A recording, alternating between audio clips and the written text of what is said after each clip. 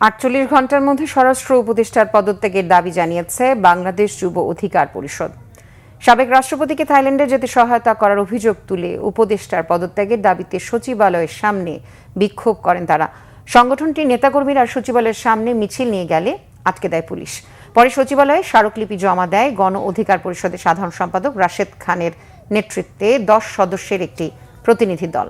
তাদের দাবি, সরকারের কাছে জনগণের প্রত্যাশা ছিল আওয়ামী লীগের রাজনীতি নিষিদ্ধ করে ফ্যাসিবাদী ব্যবস্থার অবসান, কিন্তু সরকারের কিছু উপদেষ্টার সহায়তায় আওয়ামী লীগকে আবারও পুনর্বাসনের চেষ্টা চলছে। সরকারের গ্রিন সিগন্যালেই এসব ডামি এমপি মন্ত্রী দেশ ছেড়ে পালাচ্ছে বলে অভিযোগ তাদের। এই যে আমাদের অন্তর্বর্তীকালীন সরকারের স্বরাষ্ট্র উপদেষ্টা, সে কি জানতো না গতকাল ডামি রাষ্ট্রপতি হত্যা মামলার আসামি আব্দুল হামিদ দেশ ছেড়ে পালিয়েছে এবং এর দায় সম্পূর্ণ এই স্বরাষ্ট্র উপদেষ্টার।